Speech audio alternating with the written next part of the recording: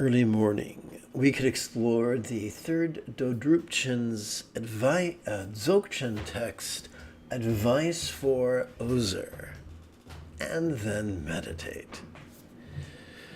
This is Lama Jigme Gyatso of the Buddha Joy Meditation School. Welcome to Meditate Like a Jedi, which is brought to you by the generous folks who support this channel on Patreon, often for about the cost of 1 cup of coffee a month. This morning, we could chant and meditate and enjoy a lesson or two. But first, if you love Star Wars and you wish to meditate as profoundly as Qui-Gon Jinn on Naboo, be sure to subscribe and ring that notification bell. Good news!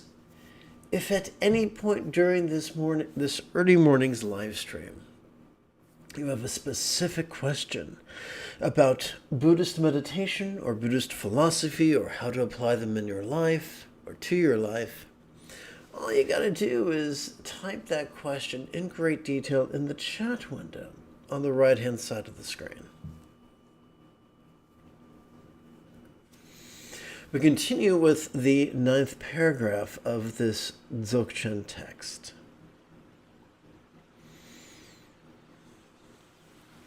Please chant with me.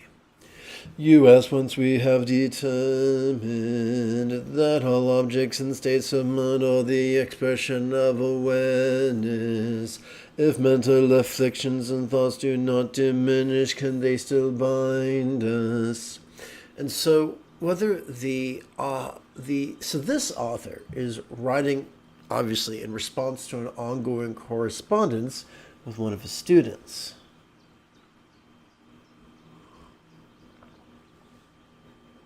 And the student is stuck in a belief paradigm which is normal.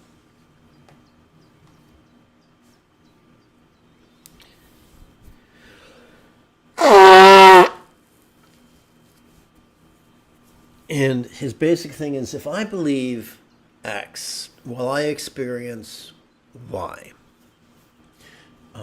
If I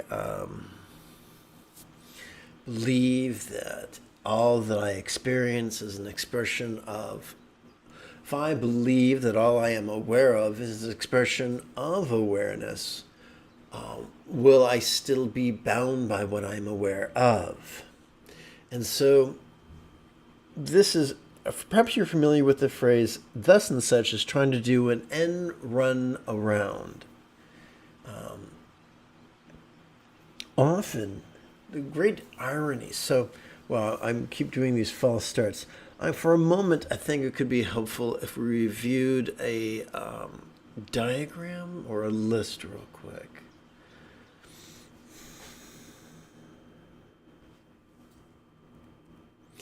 When we read the philosophical treatise by Lao Tzu known as the Tao Te Ching, we learn of a unique exploration of yang and yin, not a medical exploration, not a metaphysical explanation, not a shamanistic explanation, but a philosophical explanation.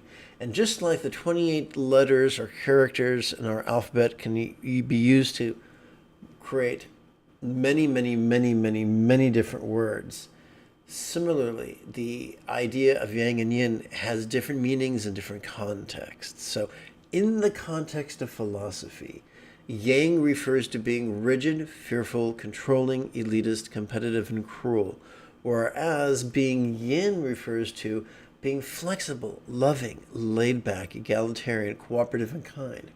Many stupid white men have insisted that the thesis or the purpose of the Tao Te Ching is the unification or the reconciliation of yang and yin. However, a careful and thorough study of the text of the 81 poems of the Tao Te Ching reveals the opposite.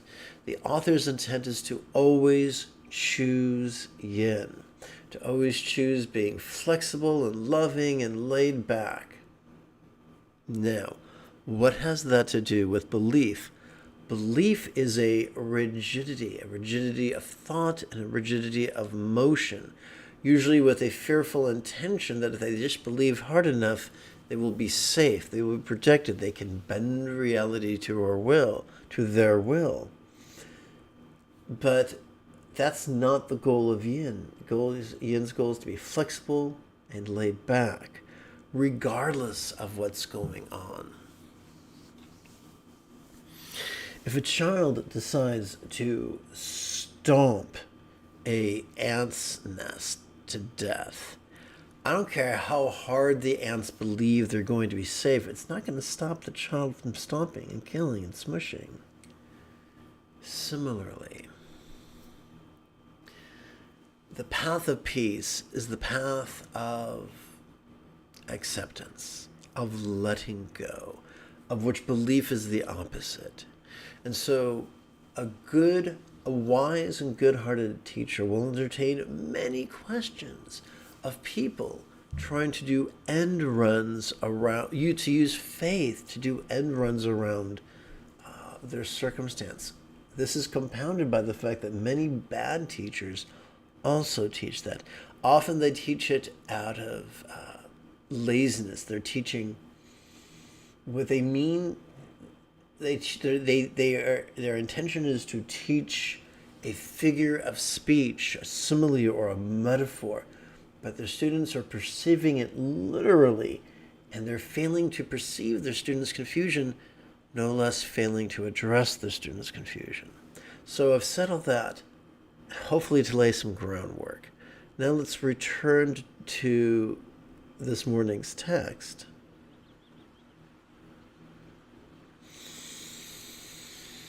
And let's see what the answer is. To such questions we can reply that generally clear light has many degrees of strength. Now, in previous paragraphs, we already explored that there are two views of clear light. A more literal view of clear light, favored by the rigid, refers to phenomena, hallucinatory phenomena generated by one's yogas of the central channel. However, in the same previous paragraphs of this text, we are taught, that in this system, this Dzogchen, not in this Anu Yoga, but in this Ati Yoga, we're not trying to control our mind or our bodies by manipulating our energy in real or imagined channels. We're doing the opposite of manipulation. We're just sitting back and enjoying the show. Now, here's the big deal. From the Dzogchen point of view, from the Ati Yoga point of view, clear light is actually two concepts. As we breathe in, thanks to our sympathetic nervous system, we have the capacity for sensory acuity and to perceive quite clearly. We can clearly perceive our sights, sounds, sensations, flavors, scents, and the like. We can also clearly perceive our own emotions, intentions, thoughts, memories, and imaginings. What then is meant by light? Well, from the flexible point of view of yin, light is seen as a metaphor. For as we exhale, we are already wired to physically relax and mentally release due to the mechanism of our parasympathetic nervous system. So as we exhale, all that we previously perceived rather clearly can now feel as non-graspable as a beam of light. Now, in the past, I've had the adventure of having a tantric partner who was really really into cats. At one point, we had 11. And cats will vie for a sunny spot on the carpet. And although they treasure it, it's non-corporeal. They can feel it, but it's not a solid thing. Similarly, they can walk in to the sunbeam, they can walk out of the sunbeam. Similarly, as we meditate, we will observe that all our perceptions that we notice during our inhalation feel somewhat non-graspable during our exhalation. And that seesaw between noticing and releasing and then noticing and then releasing is the Dzogchen path. It is the path of the slice through. It is the path of Trek Cho, regardless of what label we use to describe it. So the subject of the question was about the strategy of belief. The subject of the answer is the strategy of technique.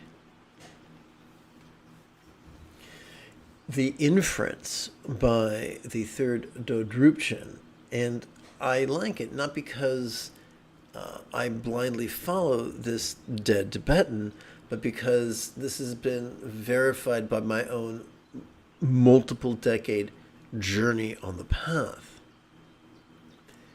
is that process trumps belief. So, let's continue. Therefore, at the first stage, even if you are not distracted from pure awareness, various virtuous and non-virtuous thoughts will still arise like waves in great number. So so awareness is perception of the external and the internal. Pure refers to the experience of release that is the birthright of every exhalation. The awareness of our sympathetic nervous system, the purifying release of our parasympathetic nervous system, the awareness of occurring as we breathe in, the purifying release occurring as we breathe out, automatically, effortlessly, profoundly. So this is going to happen. We are going to notice things. That's not a bad thing. Au contraire, it's actually a useful thing. So I'm an old guy, relatively speaking. And with my computer, I learned that the hard drive was made of glass and cannot be defragmented, which is uncomfortable for me because for the last, since the 90s, so I guess 30 years, I've been defragging my computer on a daily, if not weekly, if not daily basis. And for people who played with computers in the 90s, you might remember that the more you use your computer, the slower it would get. And then you would use a defragmentation process and the computer would regain its lost efficiency. Why am I mentioning this? Because when meditation is effective, when meditation is not confused with concentration, when we are completely using the perception of our in-breath perception and our out-breath release in a therapeutic manner, it very much acts like defragmenting a hard drive on a desktop computer back in the 90s. The more stuff we notice, the more grist for the mill. The more stuff we notice, the more stuff we get to work through and feel better. I want to show you or share with you an artist's presentation. of a cross-section of the human brain.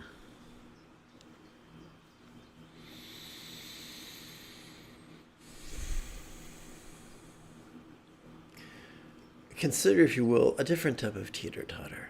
We have the empathy center, and we have the fear center. fMRI studies show that they do not light up simultaneously, but alternately, like a toggle switch. Empathy, fear, cooperation, competition. This has been explored in peer-reviewed studies that that are available in the wonderful book by Peter Joseph titled "The New Human Rights Movement." But anyway, we are wired, we evolved in such a way that empathy would be our default mechanism. However, that default mechanism is suspended when we experience peril. When effective meditation helps us to process that peril so that we return to our default mode of empathy, cooperation, kindness, love.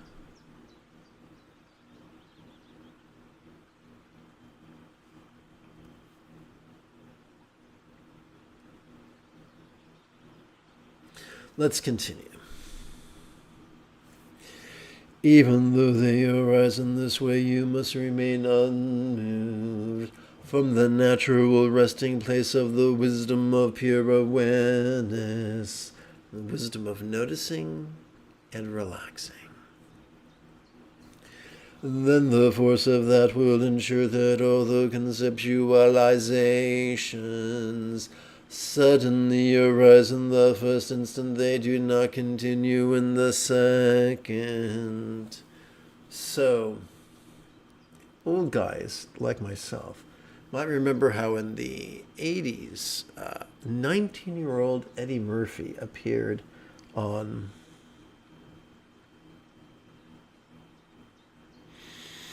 Saturday Night Live, and he played a version of Mr. Oh, I forgot his name. What's that show with the guy with the cardigan sweater? Mr. Rogers. So he did a version, I think it was called Mr. Williams' Neighborhood. And in it, he portrayed, I might be getting his skits confused. It's been a very long time. But in it, he shared a poem, "Kill My Landlord." And at times we have thoughts. Some are rather destructive. We do not ensure the thought will not control us by mere willpower. Willpower will fail us. We are not protected from our darker impulses by belief, because belief requires a lot of bandwidth. And when we are sufficiently fatigued, those beliefs crumble. Perhaps that is why the legendary football coach Vince Lombardi said, "Fatigue makes cowards of us all." Therefore, neurologically speaking, the most constant tool at our disposal is at the very bottom of our brain. In fact, it's not technically even in our brain, it's in our spinal cord, and that is both the thoracic, sympathetic nervous system, as well as both the lumbar and the cervical parasympathetic nervous systems. As long as we are still respirating, we have access to noticing and releasing. regardless of how tired we are, regardless of how confused we are, our basic wiring is the same: to notice and release in harmony with inhalation and exhalation. Therefore, it is our most reliable tool. Instead, they will dissolve directly within the genuine sphere of clear light and not by the mental continuum. There are times we'll experience there are times we will experience grotesqueries, sometimes external, that we see, hear, feel, taste, smell, or the like. Other times, grotesqueries that are internal, that we emote, intend, reason, recall, or imagine.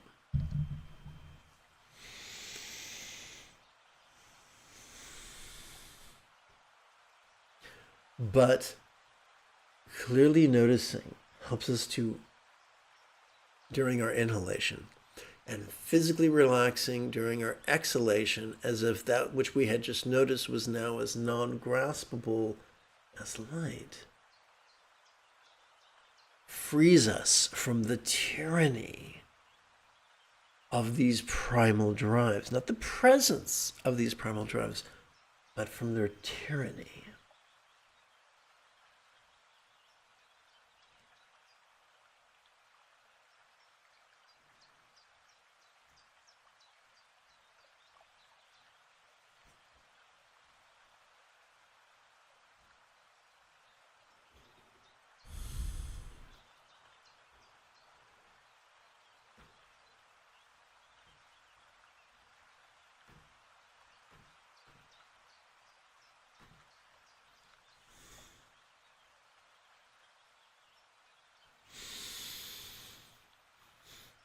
And now it's time for the practice portion. We turn now to our latest practice we turn now to the latest iteration of secular tantra, which functions as our practice text, or sadhana if you're nasty.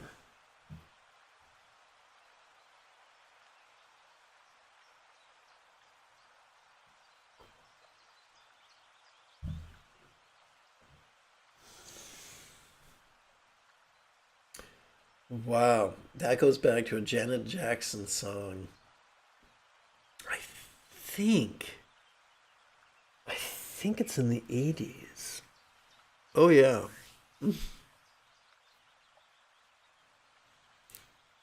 We're going to open with a chant, we're going to meditate, and then we're going to close with a chant. We're going to chant the recitations of refuge and bodhicitta to exercise the neural pathways of empathy and enthusiasm. Together. May I liberate all beings from the tyranny of hating, craving, and clinging by relying on the Buddha's example, instructions, and students. May I liberate all beings from the tyranny of hating, craving, and clinging by relying on the Buddha's example, instructions, and students. May I liberate all beings from the tyranny of hating, craving, and clinging by relying on the Buddha's example, instructions, and students.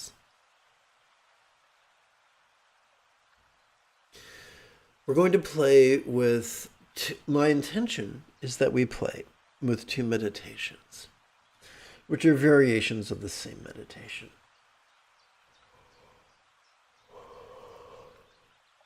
I would like to meditate with you for the next 60 minutes, health permitting. We're going to demystify Dzogchen's Trekcho, which slices through the fundamental duality of dread and desires, tyranny. As we inhale, let's mindfully notice the play of mind as silently and mentally we recite the demonstrative pronoun this. As we exhale, we could meditatively relax into mind's non-graspable nature. Silently and mentally we recite the hyphenated verb relaxing. This relaxing. In breath, out breath. Shorter, longer.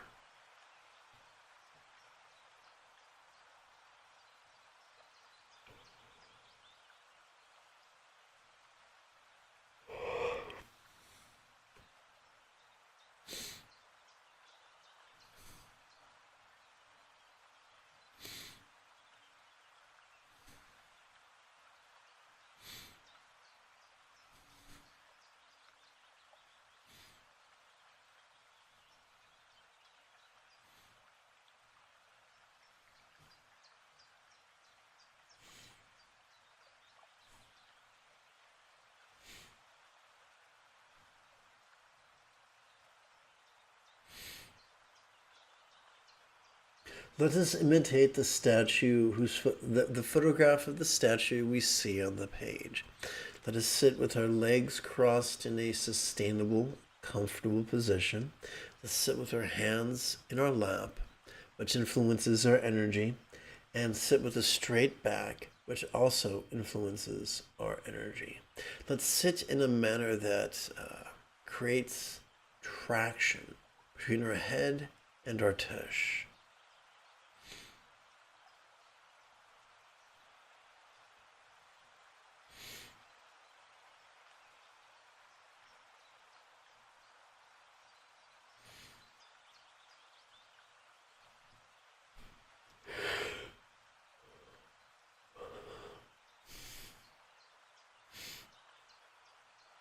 Our job is not to pantomime peace. Our job is to use our body in a way that supports the process of peace. Not through belief, but through process.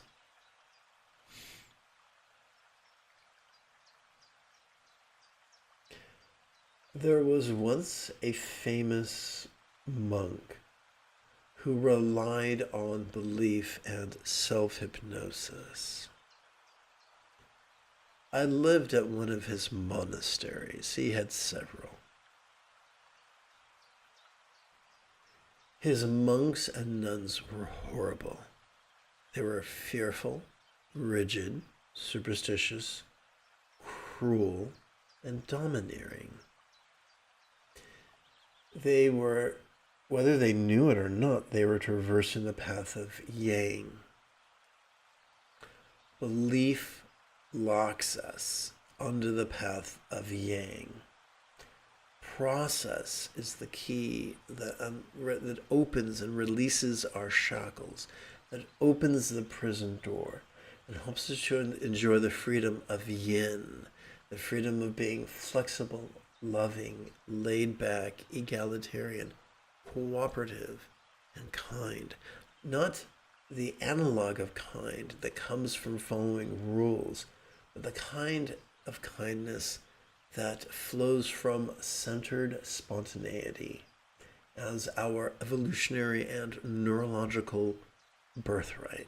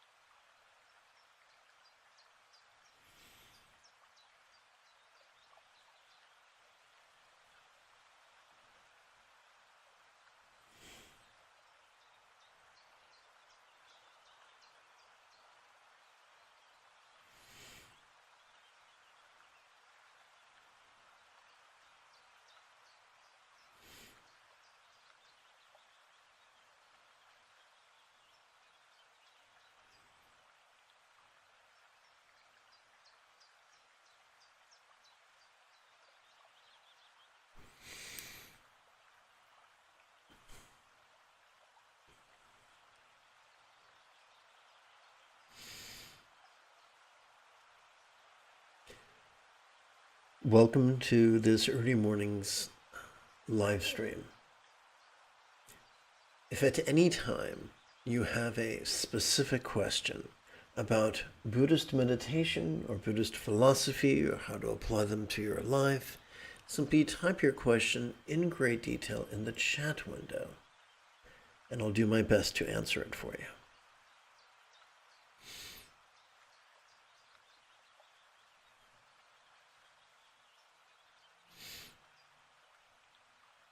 As we breathe in, as we sharply breathe in, we silently and mentally recite the demonstrative pronoun this. As we more slowly exhale, we silently and mentally recite the hyphenated verb relaxing.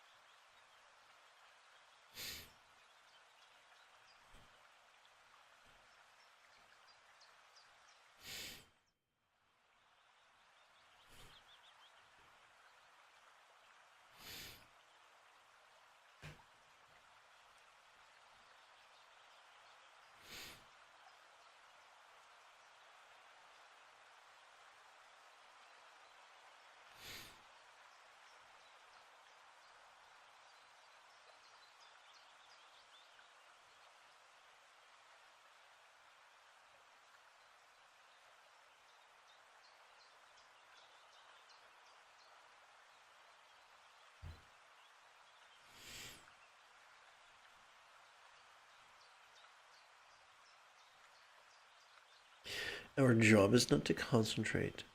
Our job is not to clear our mind.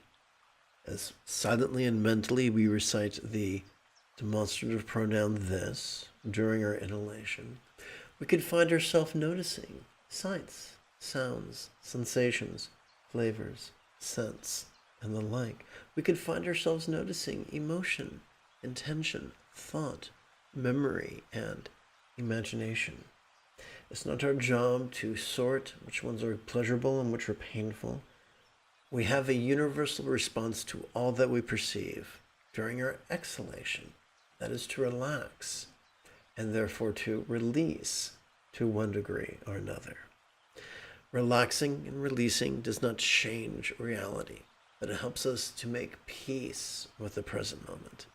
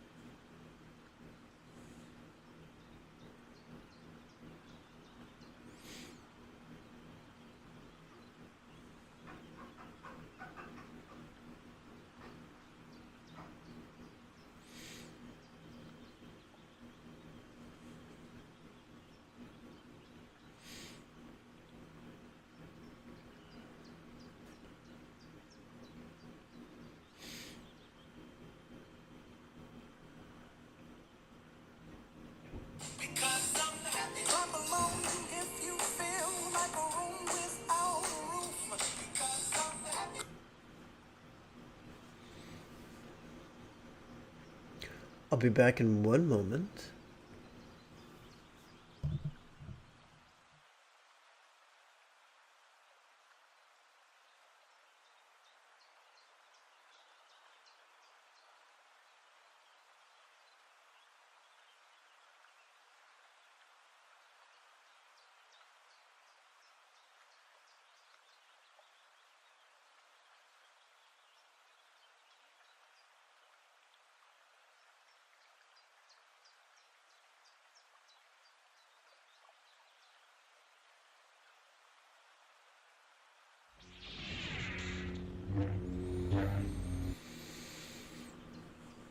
And I'm back. Thank you for your patience.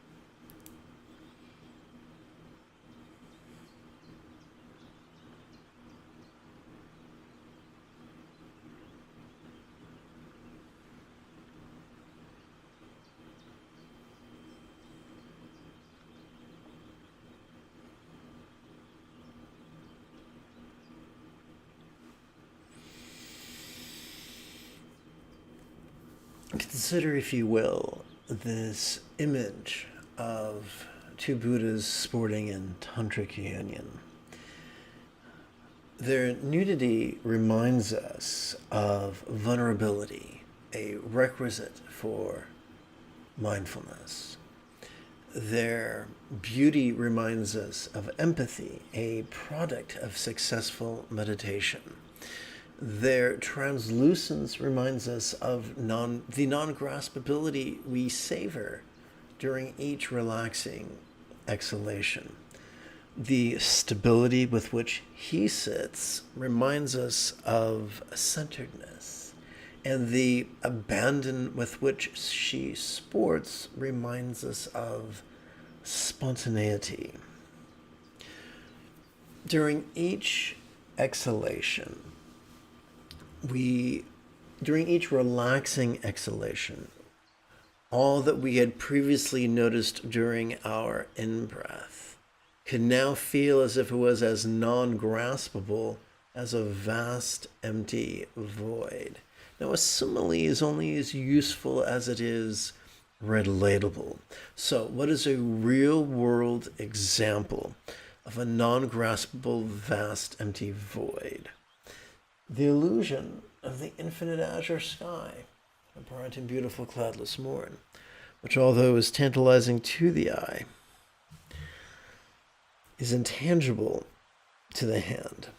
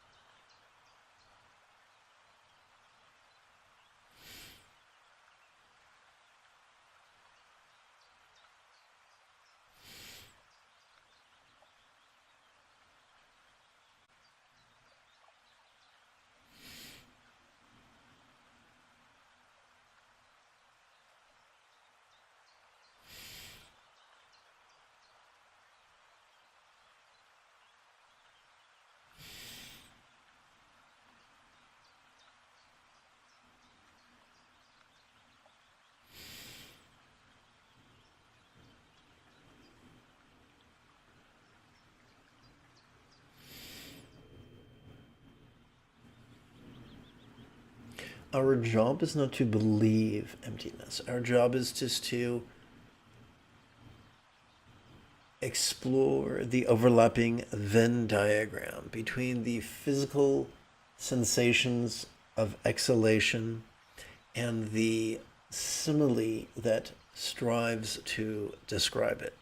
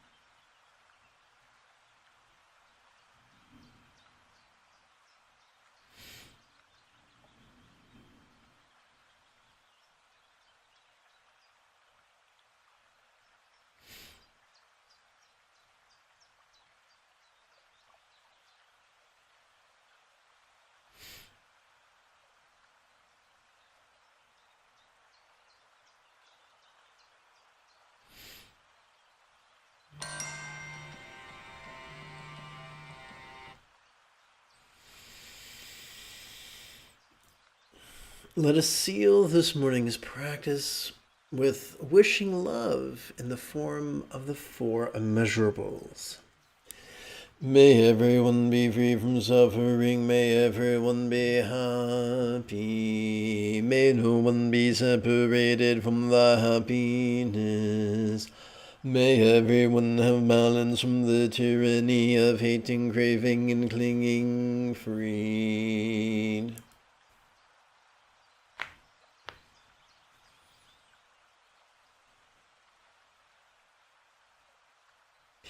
If you feel that I have earned it, you could type something in the chat window. You could give this live stream a thumbs up. You could share it with your friends. You could support this channel on Patreon, perhaps for as little as the cost of 1 cup of coffee a month. Or not. The choice is yours. Either way, in approximately 2.5 hours, I intend to return to lead today's mid-morning meditation. Until then, may you and yours be happy and healthy, and if you are as geeky as me,